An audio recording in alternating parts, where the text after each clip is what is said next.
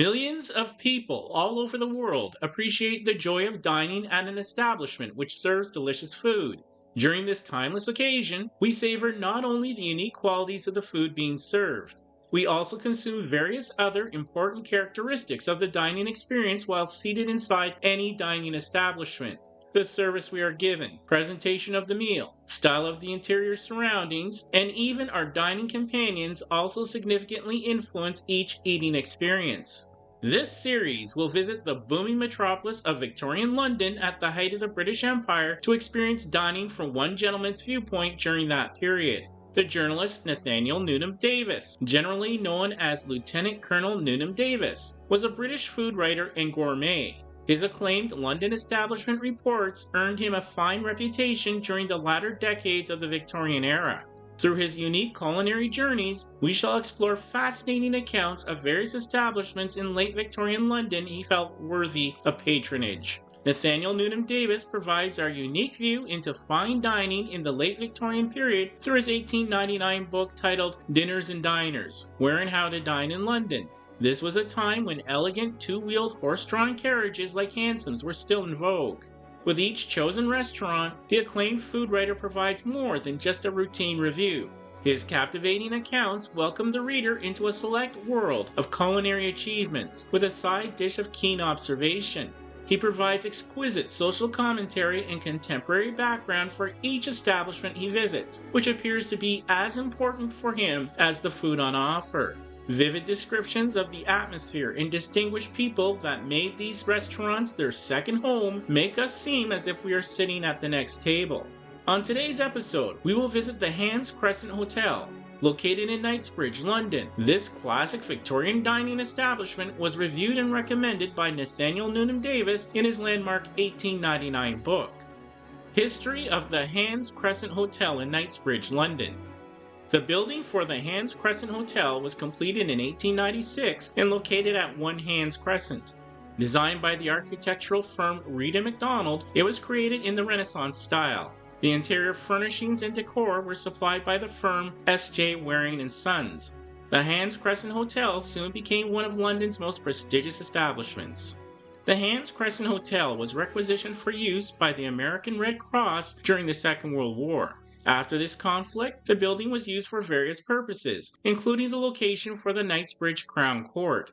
Acquired by Harrods Estates in 1996, the building is currently a high-end apartment block. Now, let us present the review of the high-end restaurant at the Hans Crescent Hotel by Nathaniel Newnham-Davis. Please note the following review appears as he wrote it at the time, reflecting customs, language, and attitudes of the Victorian age. No offense is intended by presenting his original account, as our channel provides detailed information for historical purposes from the Victorian era. Review from the dinner at the Hans Crescent Hotel as told by Nathaniel Newnham-Davis. If I had to set an examination paper on the art of dining, one of the questions I should certainly ask the examinee would be, what occupation or amusement would you suggest for your guests after a dinner at a restaurant on Sunday? The Hans Crescent Hotel management has answered this question in a practical way, and not the least pleasant part of a dinner at the Smart Hotel Sloane Street Way is the coffee and liqueur and cigarette taken under the palms in the winter garden. I never commit the unpardonable offense of being late for dinner, and 3 minutes before my time I was waiting in the oak-paneled hall, which, with its stained glass window, big staircase with a balcony at the back, its palms and great fireplace, always looks to me like an elaborate set for a scene in some comedy. The hands of the clock stole on to 8 o'clock, and that feeling of righteousness which comes to the man who is in time when he believes that his fellow creatures are late fell on me, when the manager of the hotel, gray of hair and mustache, a black tie under his Shakespeare collar, and a faultless frock coat, appeared, and recognizing me, asked me whether by chance I was the gentleman for whom the editor and 2 ladies had been waiting some 10 minutes in the drawing room. So it came that when I went into the drawing room, where the 2 ladies were looking at the brocades in the panel and the editorial eye was fixed on the clock on the mantelpiece, it was I who had to stumble through apologies, and I felt conscious that my tale of waiting in the hall sounded hideously improbable. Monsieur Diet himself showed us to our table in the dining room, which is as near a reproduction of an old baronial hall as modern comfort, electric light, and civilization will allow. The Baron of old, in the days when each man cut his own portion off the roast meat with his dagger, might have been able to boast of the open fireplace in green Connemara marble in the paneled walls, but the handsome frieze and the carved oak pillars would have been beyond his artistic dreams. He would probably have preferred rushes to the oriental rugs that half covered the oak floor, and he would certainly have thought the Pommery, seen through the open French window in a glow of rosy light, a vision called upon by some magician. The editor, stroking his pointed beard with satisfaction, was reading through the menu. The gracious lady and the handsome niece were noting, one by one, the celebrities dining at the other tables, and the head waiter was standing watching the editor with the calm but deferential confidence an artist shows when an important patron is inspecting his work.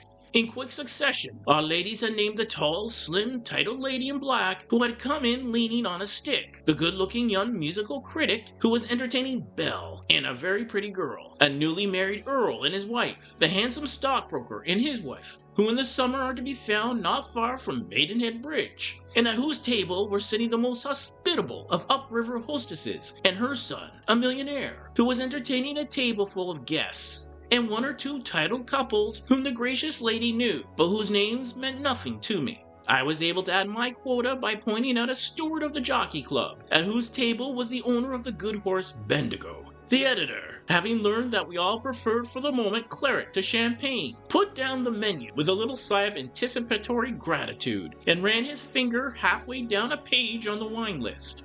This was the menu on which the gracious lady looked at, and then handed on to me. Hors d'oeuvre à la Russe, consommé brunoise à la Royale, potage en tortue, suprême de saumon à la Chambeau, tornado à la Montgador, poulard à la demi-dorf, kale rôti sur canapé, salade, flageolette, maître d'hôtel, bombe Chateaubriand, cobaye de friandises.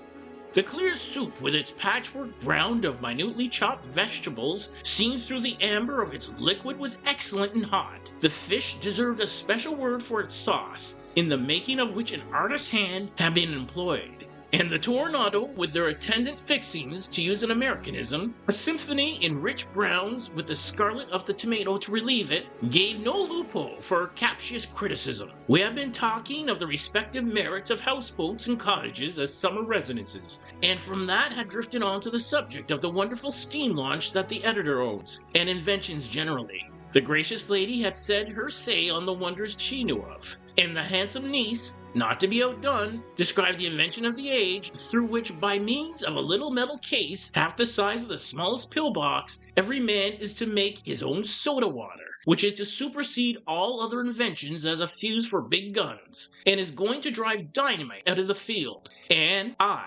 fired by the spirit of healthy emulation, had just started an account of the flying machine by which I hoped to reach Mars, to which the ladies, not noticing the twinkle in the editor's eyes, were listening gravely, when the waiter brought the poulard à la demi-dorf. The editor was the only one of us who took any, and he, in very excellent French, told the head waiter, who was hovering round, that he thought it good. Whether it was that the gracious lady had caught the tail end of the editorial smile at my Munchausen flying machine story, or whether the non-appearance of the tricycle was remembered, it matters not. But the editor was gravely warned not to talk Hindustani at the dinner table. The quails were a trifle overcooked, and the artistic hand which had made the sauce for the salmon had not mixed the salad, which was too vinegary. I think our negative criticism must have hurt the feelings of the waiter, who probably paused on the way from the kitchen to wipe away a tear, for the flageolet, excellently cooked, were not quite as hot as they should have been.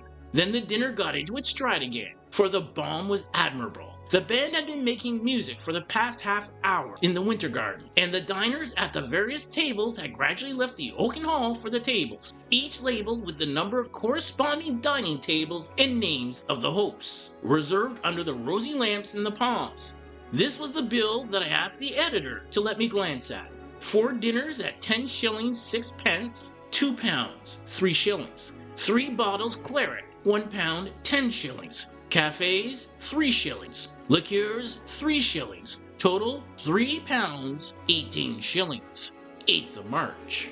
Thank you for watching this episode of Fine Places to Dine in Victorian London. Please be sure to watch another episode from this series or any other Victorian and Modern episode shown at the end of this video. Also be sure to like, subscribe, comment, and click the notification button so we can create more exciting content. I wish you good tidings as we remember that sharing knowledge has been a noble deed throughout the ages.